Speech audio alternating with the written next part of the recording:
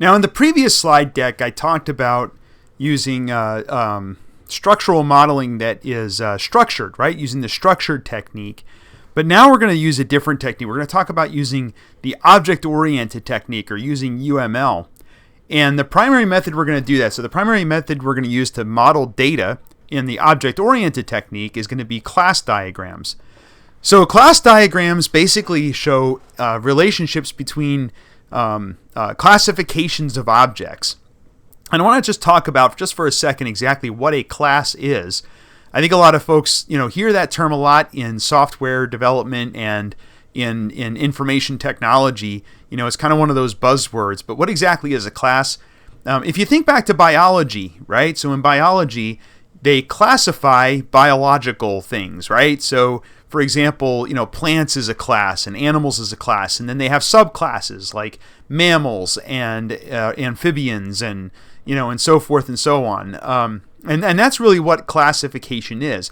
So in software development and in software design and analysis of software systems, what we're trying to do when we think about data, when we're talking about class diagrams, is what is a classification of something? What is something that can serve as a blueprint to make a specific instance of a thing, right?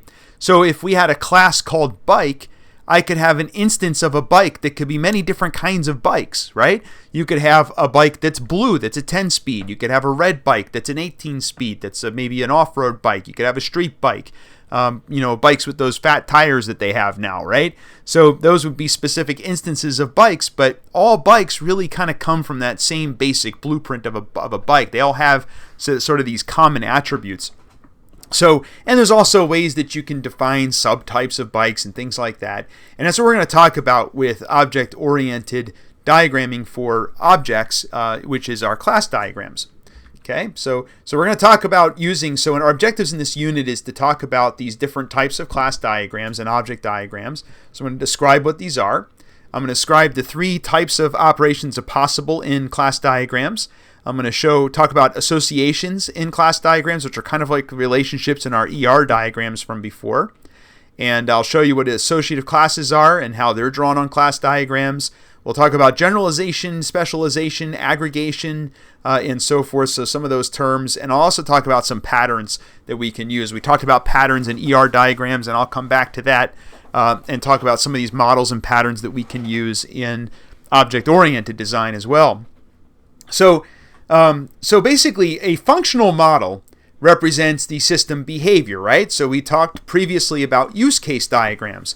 A use case diagram is a functional model. It shows us what the system is going to do, right? So what the system is going to do is our functional model, whereas our structural models represent system objects and their relationships. So it shows the things that are going to be in our system, and things being people, places, things, objects, and so forth and so on, right? So, and we talk a little bit about in this unit how we can figure out what those things are.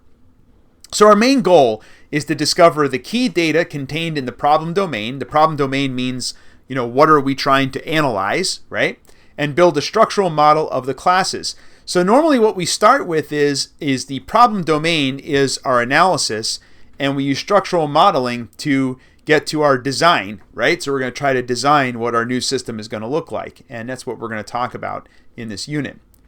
So things in the problem domain. So the problem domain, again, is the specific area of the business need that we are studying, right? So what is this system either that we're studying or that we're going to design? What is the domain of that system? What things fall within that domain that we have to study? So the things are those items that users work with when accomplishing their tasks, or things that need to be remembered by the system. So examples of things could be products, sales, shippers, customers, invoices, payments, and so forth.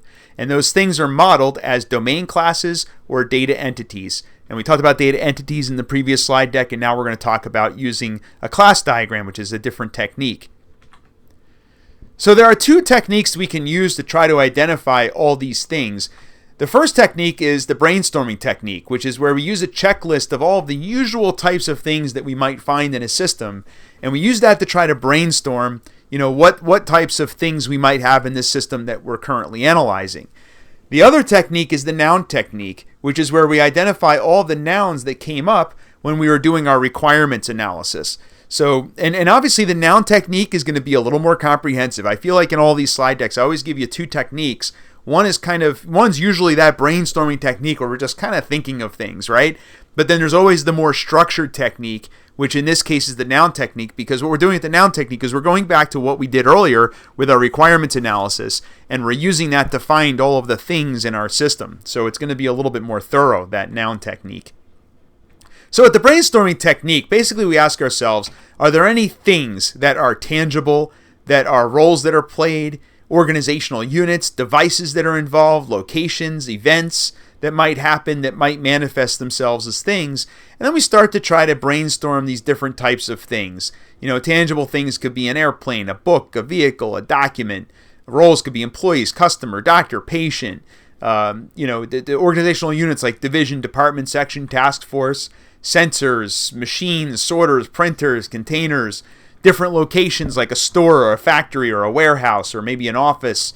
And then events, like a flight is an event, but that is also a thing, right, that we have to keep track of. A call, a log on or a log off, a purchase, an order, a payment, right? So all of these are things that we might have to keep track of in our system. So with the brainstorming technique, first we identify a user and a set of use cases, and then using those, we try to identify all the things that might be involved when carrying out that particular use case. And try to brainstorm all of those things. Then we use the types of things or categories to systematically ask questions about potential things, such as, are there any tangible things that you can store information about? Are there any locations that are involved? Are there any roles played? Right? And that's going to help us identify the things that we need. And we're going to continue to work through all of our use cases and all of our actors until we've identified as many of the things that we need to keep track of in this system, as much persistence as we're going to need in this system. So that's the brainstorming technique. And one important takeaway from here is that the brainstorming technique does rely on us having captured all of this with our use case diagram, right, with our functional model. So we're going to use that use case diagram as a guide for the brainstorming. And if you recall, when I talked about use case modeling, I talked about how important it is to get use case modeling right. Because if you fail to capture things in the use case model, then it's going to ripple down throughout the rest of the project. If you miss the use case, then you're probably going to miss classes of objects that we have to keep track of because we're using that for our brainstorming. And certainly through the process of brainstorming, if you identify something that you missed in the use case, you'd want to go back and diagram those things in your use case models. So then step 5 is we're going to merge the results, eliminate any duplicates, and then we're going to compile our list of objects which we're going to use for our class diagram. The second technique is the noun technique, which is where we identify our classes or things by finding, classifying, and refining a list of nouns that came up in our discussions and documents. So when we did our requirements gathering, we're going to kind of comb through all that stuff, systematically comb through all of that documentation we have, all of our notes, all of those descriptions that we came up with. We're going to go through all of that stuff, and we're going to try to come up with all of the nouns that we can identify that might potentially be a thing. And once we have all of those nouns, we're going to try to refine that list. So using our use cases, our actors, all the information that we gathered, all of our requirements analysis, we're going to pull out all of our nouns, and we're going to try to categorize them into categories of nouns. So we're going to refine that list of nouns after we categorize it. We're going to ask ourselves some questions about those nouns, right, to see if they're really things that we have to keep track of in our system. Is this something that is salient to the process that we're trying to design for? And if it is, that's going to become a candidate for as a class. So we're going to ask ourselves all those questions, and we're going to create a master list of all of the nouns. We're going to note whether each one can be included, excluded, or if we have to research that further. And then we're going to review the results with the users and stakeholders, and that should be our list of classes that we're going to eventually put on our diagram. So once we know what our classes are, right, we figured out what our categories of things are for our system. And by the way, this is very similar to entities, which we talked about in our entity relationship diagram. So now we have our classes, again, which are categories of things that we're going to keep track of in our system, or classification of some, something that could be a specific instance. We're going to think about the attributes that we might use to describe those things, right? So for example, a customer could have a name, a phone number, an address, and so forth. We're going to think about something that might identify that class. right? And I talked about this with entity relationship diagrams as well. So this is very similar to that entity relationship diagramming technique, where we're going to think about what could uniquely identify specific objects. And we could have compound attributes, which are two or more attributes combined into one structure. For example, an address is a compound attribute. We could list them all separately, but together they're just an address. They could also be another class in some cases. It depends on how you're designing your system.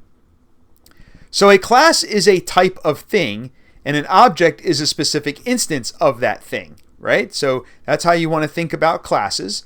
So for example, all customers have common attributes, right? So all customers have an ID number, a name, a last name, a phone number, a work phone number, but we can have specific instances of those customers. So here we have 3 different customers.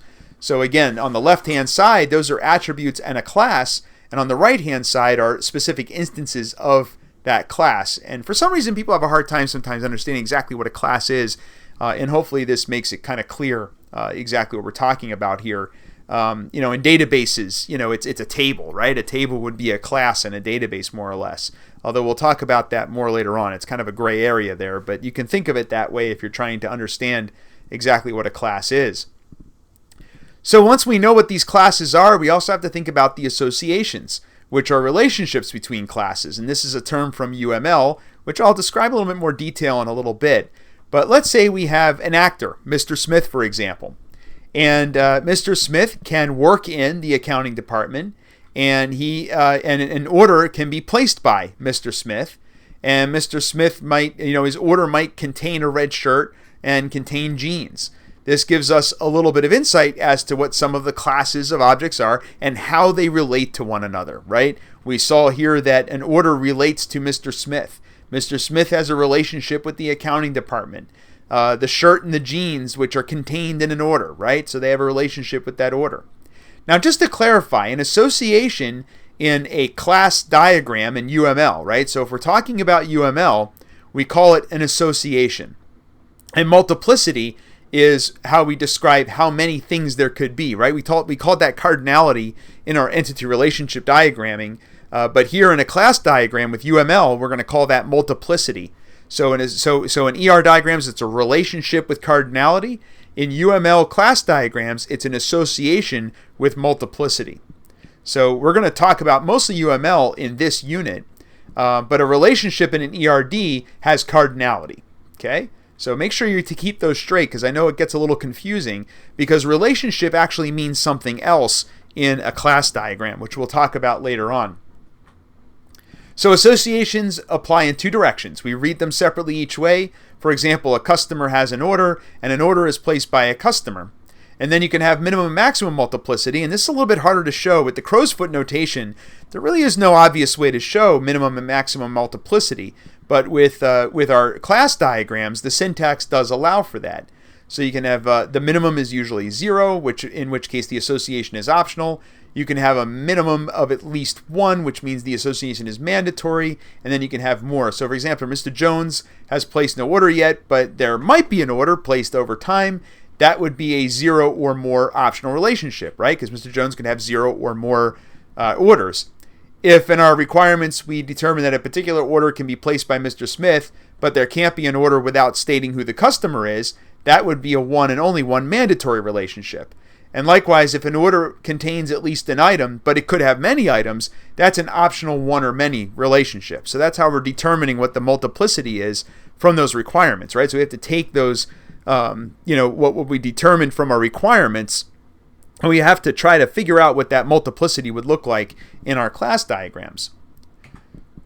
Again, just like our ER diagrams, which we learned about previously, we have different types of associations, and they're the same names, right? We have binary associations, and again, we call them associations, not relationships in class diagrams.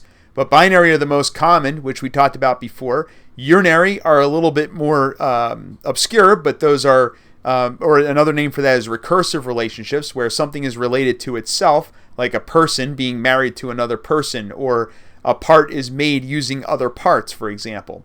And then ternary associations when 3 things are related, and n-ary associations when there's more than 3 things, which is extremely rare. It's very odd, very rare that we'll see those. So one of the techniques we can use to try to determine what the associations are is a technique called the semantic net. So a semantic net is where we show instances and we kind of brainstorm how they're linked. And you saw this in my entity relationship diagramming. You kind of saw how somebody used the semantic net, but we didn't call it a semantic net in ER diagramming. But let's say, for example, I've got 3 different instances of a customer: John, Mary, and Sarah. John can have order 1, which contains 2 items. He can also have order 2, which contains 3 items. Mary doesn't have an order, and Sarah has order 2 with 3 items. So now that I've done this sort of brainstorming of how my different instances of an object may relate to orders, now I can start to draw that in my class diagram.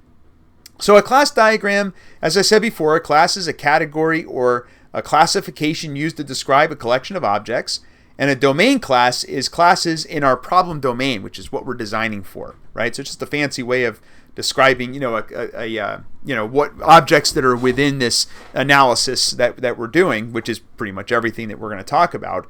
A class diagram is the official UML syntax diagram that's going to show the classes with their attributes and their associations, along with some other things I'm going to talk about later on. And then a domain model class diagram is a diagram that only includes classes from the problem domain, but we don't think about software yet. So a domain class diagram means that we're not designing software, we're trying to look at how real objects relate to each other. Later on, when we do design, we'll talk about some of the additional things we have to add in a design class diagram. And I'm going to talk about that towards the end of this presentation. So domain class has no methods. And I'm going to add methods later on. For right now, the only things we need to have in our class diagram when we're doing a class diagram in our domain model is the name of the class and attributes that can describe or define that class. So at the top of our box, we're going to have the name of the class, and then in the area below that, we're going to have the attributes that can describe that particular, any instance of that item. Okay, so that is the syntax for drawing a class. And again, this is from UML, this syntax. All right, so in our simple example from that semantic net that I drew earlier, right, we have a customer and we have an order, and then we have order line items. Right? That's from our semantic net where you saw my stick figures on the left, which are my customers. Then I had orders, and some orders had items, right? So how do these relate to each other?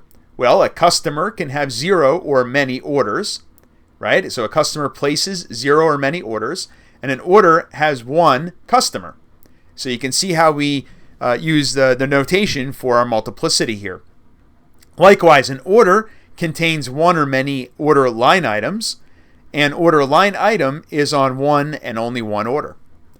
So this replaces that crow's foot notation we talked about before. So in UML, with class diagrams in UML, we do not use the crow's foot. Instead, we use this multiplicity, which is a little bit more precise.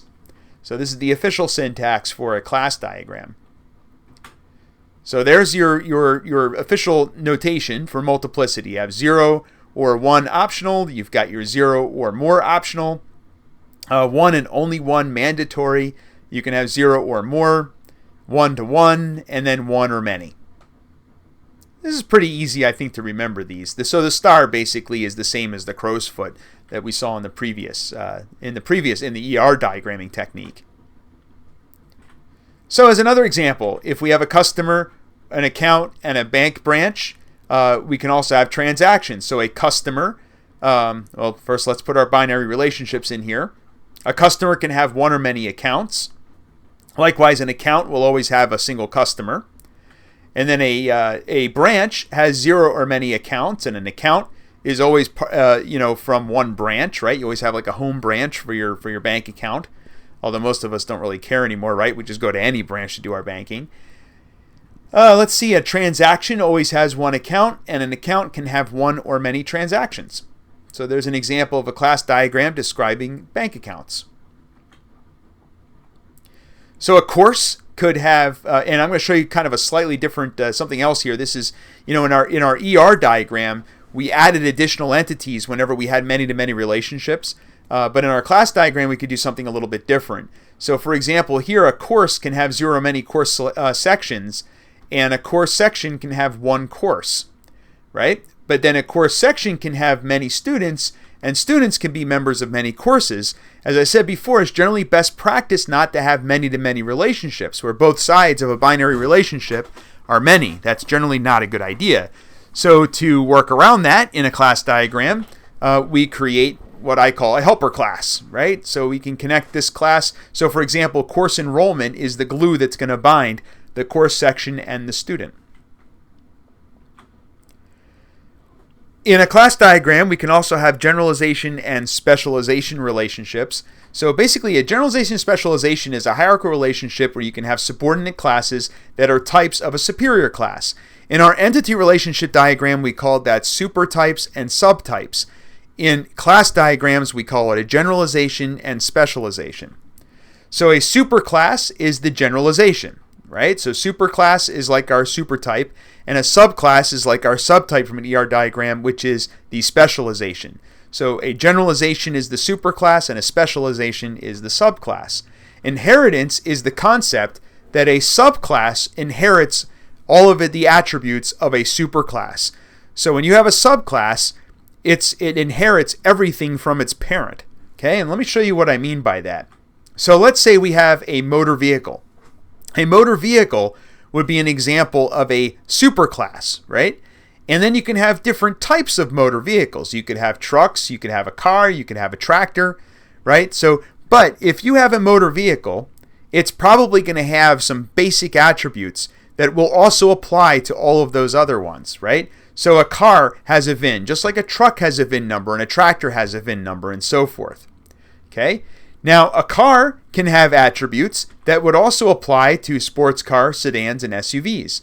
So that's yet another subtype. Now, one thing I want you to notice about this diagram as well is not only that we have these relationships here, but notice that instead of just having a line from one item to the other, I have an arrowhead on it. And in UML, those arrowheads mean something special. When you have a triangular arrowhead, that means you have a generalization-specialization relationship. That means that car is a subclass to the superclass motor vehicle, and that it's going to inherit all of the motor vehicle attributes. So if you ever created an instance of a car, it's also going to have the attributes of motor vehicle, can inherit everything about a motor vehicle. So a car is a type of motor vehicle, more or less. And that closed arrowhead that you see there indicates that this is a generalization specialization. And again, that is codified in the UML standard. So you would see that in the UML standard. Going back to our bank account example, right? So here's the drawing that I made of the bank account. Notice I just flipped the transaction to the top because I'm going to show you some additional stuff here at the bottom. If you think about a bank account, when you have a bank account, there's really two different types of accounts, right? You have a savings account and a checking account. But thinking about an account, an account always has an account number, the date that you opened it, and all accounts have a balance. But then a savings account can have an interest rate, and a checking account might have a minimum balance and a checking type or something like that, right? So you can have additional attributes for a savings or a checking account. So those are subtypes of the account supertype. Here's the other thing too is if you think about it, if you go into the bank and you say, I'd like to open an account, they're going to ask you, do you want a savings account or a checking account, right? But what would happen if you said neither? Well, I don't really want one of those. I just want a regular account. They're going to say, yeah, I understand that, but you have to pick one, right? You can't just have an account. It has to be either a savings or a checking account, right? You have to pick some type of account. So that's what we call abstract and concrete. Concrete classes are classes that can actually exist, whereas an abstract class is a class that can never exist. It only exists on paper. It cannot exist in reality, right? So you can't have an account unless it's either a savings or a checking account. But when you create a savings or a checking account, it inherits all of the properties of an account. It inherits all of the things about an account. Okay? And again, you can see that closed arrowhead on the top. There's a different type of arrowhead too, which I'm going to show you here with whole part relationships. So before we talked about generalization specialization, where you have supertypes and subtypes, or superclasses and subclasses. The types is from our ER diagram. You can also have whole part relationships, right? This is where things can be made up of something else.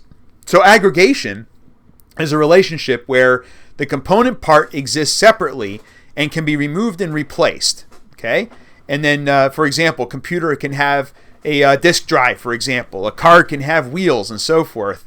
And a composition is a whole part relationship where the parts cannot be removed. And that is the filled in diamond symbol.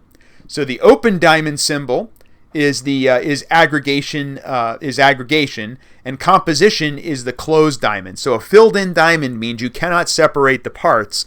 So something is made up of parts, but they cannot be separated, whereas aggregation is where the parts can be separated. So, for example, a computer contains all of these parts, right? So this should be an open arrow here, by the way, not a closed arrow. So I can open up my computer and I can take away the storage. I can disconnect the keyboard, right? And I still have a computer, right? I can manipulate these different parts. I can replace those parts, right? I can replace a processor. I can replace storage. So it's made up of parts that are modular, more or less. But another example of this might be you as a human, right? So a human is made up of parts, but those parts cannot be separated. You know, if you were to remove your brain from your body, are you still a person, right? And the answer would be no. You're no longer a person. You're no longer alive, right? You cannot separate the brain from the person. Even though we're made up of these parts, we can't simply remove those parts. They can't be removed. We cannot have an instance of a person without having all of the parts that make up a person. That's what we're saying. And that would be a closed diamond. So the open diamond would be where the parts can exist. It's an aggregation of parts where the object can exist without all of those parts. But if it's a closed arrow, we're saying that it's a composition, meaning that we cannot have that thing unless all of the parts exist. Okay? So relationships, there's actually 3 different types of relationships in class diagrams. There's associations, which we've been talking about, which we called relationships in an ER. And I know that's confusing. In an ER diagram, we called them relationships, but here they're called associations. And then we had whole part relationships, right? So an association is how things are related. Whole part relationships are when we have components that are of another class. And then we had specialization and generalization relationships. So an ER diagram doesn't really have these concepts. It's just a relationship. But with class diagrams, we have relationships that can be an association, whole part, and generalization. So an association has multiplicity, which we talked about. A relationship, a whole part is where we have either a composite or an aggregate association, and generalization, specialization, where it's subclass and superclass. But there is no multiplicity with whole part and generalization, specialization, right? We don't really show multiplicity in those cases. That's only in the associations. So again, important to remember that with class diagrams, we have associations, whole part, and generalization, specialization types of relationships. But in ER diagrams, we just have relationships. And sometimes those relationships can show aggregation and specialization and so forth, but the concept isn't really as well defined as it is in class diagrams. So this is one of the reasons I think class diagrams are a little bit better. And I certainly have a preference for using class diagrams when doing data modeling. So try not to confuse relationships with associations. Remember that an association in classes is a type of relationship.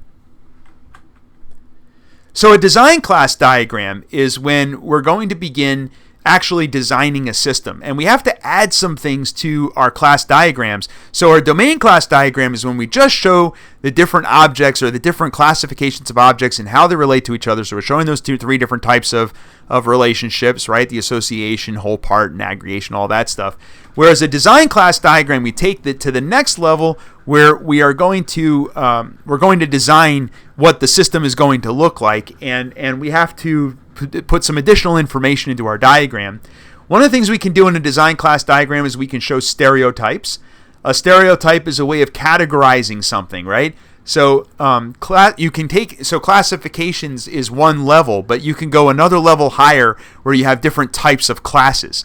And that's what a stereotype is. So maybe it's a persistent class, for example. A persistent class is a class that has to be stored and remembered in our system through runtimes. So that would be a stereotype, a persistent class. An entity class is something from the problem domain. A boundary class or a view class is a classification of an object that's used for the user to interact with the system, for example. Control classes control business rules. Data access classes control how we access databases and so forth. Okay? So when we draw design class diagrams, on the left-hand side is the syntax. On the right-hand side, you can see an example of that syntax. So the stereotype goes in the guillemets. The guillemets are the double, the double less than and double greater than surrounding the word stereotype. They're called guillemets. Then you have your class name. If it has a parent, you do 2 colons, semicolons, and then the parent class name. Then you have your list of attributes. And among your list of attributes, you not only show what the attributes are, you also have to define what data type it is, what its default value might be, whether or not it's a key, in other words, the unique identifier. The little plus and the little minus means whether or not it's visible to other classes, so that's called visibility. And we would talk about that in much more detail in a software engineering class, but just really don't have to know too much about that yet for this class. And then the method list are things that the class can do, and this is something we don't show in an ER diagram. So in our entity relationship diagram, we just showed what these entities are. We didn't talk about what those entities can do. But here in a class diagram, we take it to the next level where we not only show what the entities are, right? We not only show what these different classifications are of things, what those attributes are, but also what those things can do. So what we can do with those objects. We can't just create a bike. We can also ride the bike. We can also ring the horn on the bike or ring the bell or whatever it is. We can change the gear on the bike. We can define all of these things that we can do with that object. So it's definitely a little bit different. All right. So this is the syntax. So here's a real world example of what a design class diagram looks like. Right? So we have customer, sale, phone sale, internet sale, store sale. You can see that phone, internet, and store sale are subclasses to the sale superclass. So for example, a phone sale has those additional attributes that you see there, just like an internet sale also has some additional attributes. But also notice at the bottom in that third area, we have our methods, things that we can do with those classes. So if we have a sale, we can add an item, we can cancel a sale, we can make a payment on a sale. A customer, we can process a sale for a customer. We can update their name. We can update their address, right? So we can do things with that customer. Navigation visibility refers to the ability of one object to view and interact with another object. And we show this with an open arrow in our diagram. So this open arrow would show navigation visibility, in other words, that a customer is able to have visibility of their sale, for example. So as far as navigation visibility goes, one-to-many associations that indicate a superior or subordinate relationship are usually navigated from the superior to the subordinate. Okay? So a mandatory association in which objects in one class can't exist without objects from another are usually navigated from the more independent class to the dependent class. And when an object needs information from another object, a navigation arrow would be required to show that. And they can be bidirectional, so you can have an open arrowhead on each side. So the open arrowhead is how we show navigation visibility between classes. So not only can we have multiplicity, we can show visibility between classes, how classes can view one another. So that's yet another thing we can do in our class diagram that we really can't do with our ER diagrams. There really is no syntax for that, at least not in the academic way that it's shown in most of our textbooks.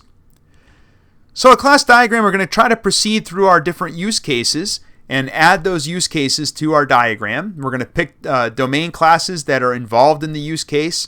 We're going to add any controller classes when we do our design.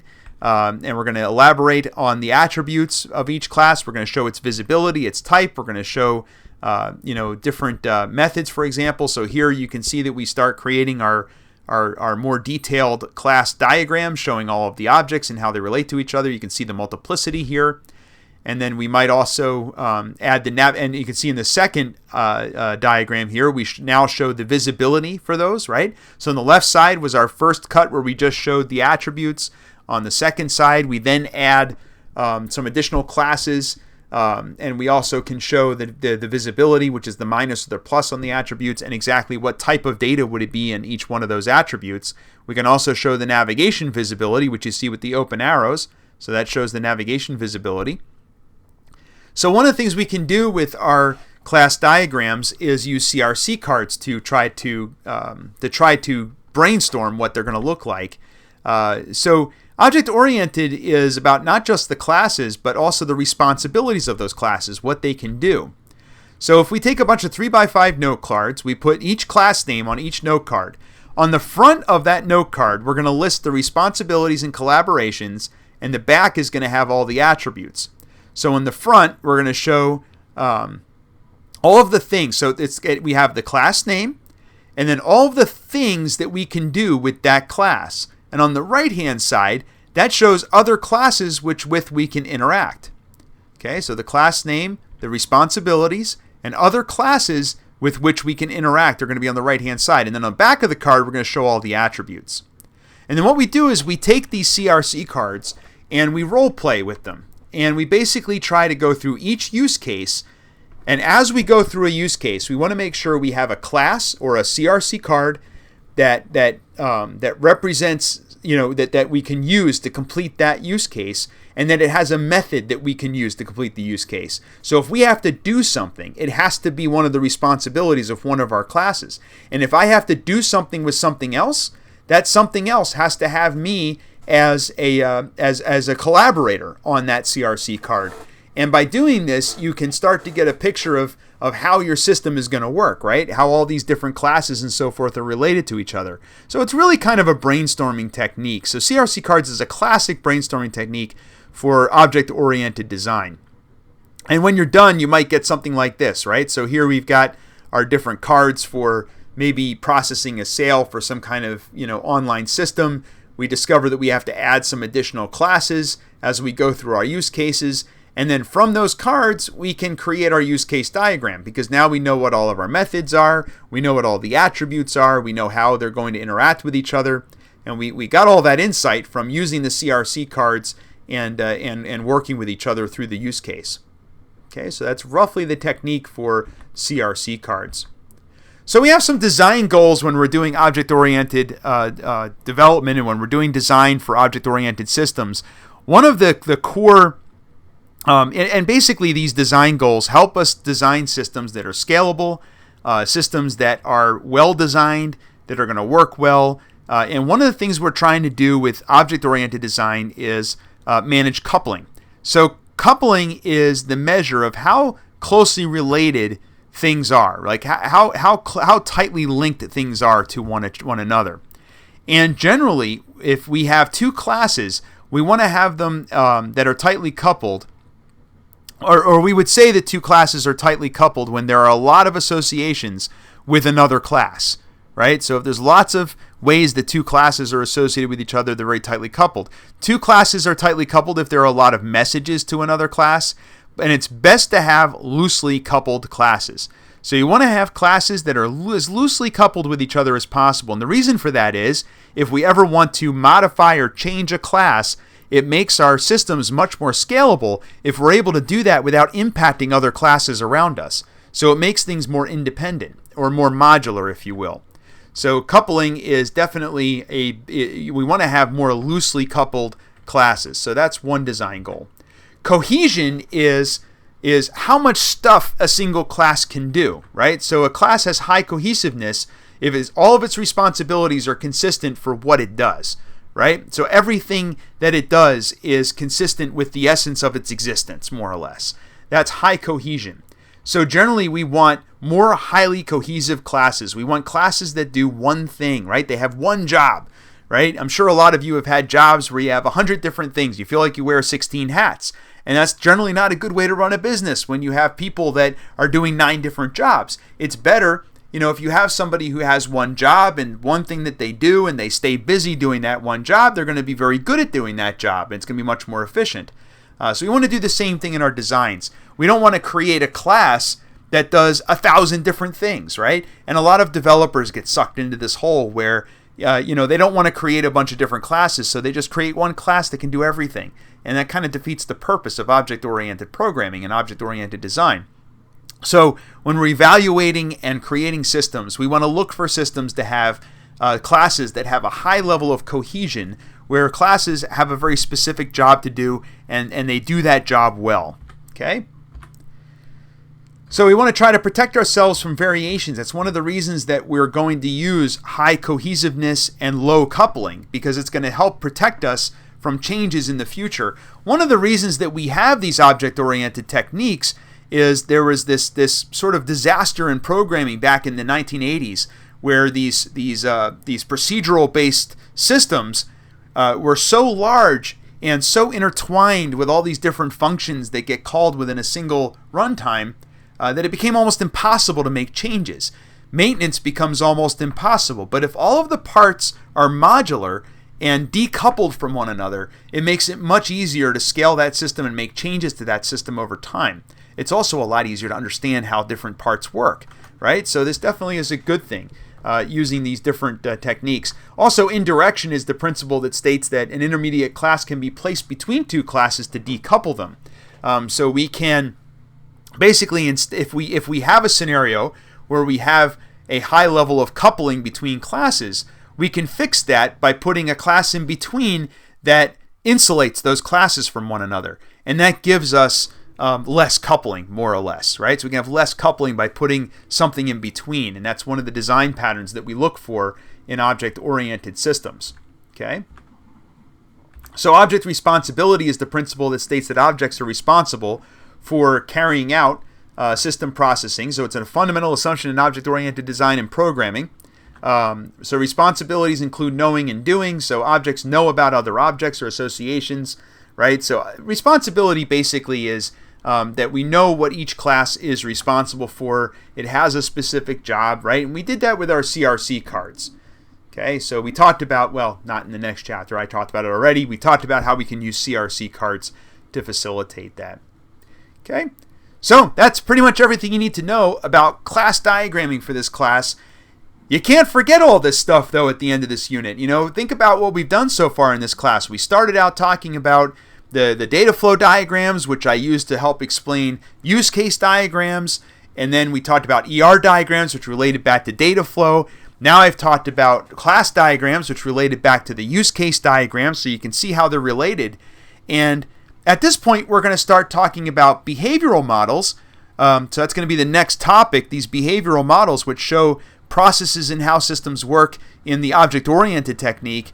And that's all going to relate back to our class diagram. So if we don't get our class diagrams right, it's going to break these behavioral diagrams, which we're going to talk about later on. So again, all of these diagrams are sort of interconnected with one another, so it's important to keep that in context. So that's all I have for you on class diagrams. If you have any questions, let me know. Thank you.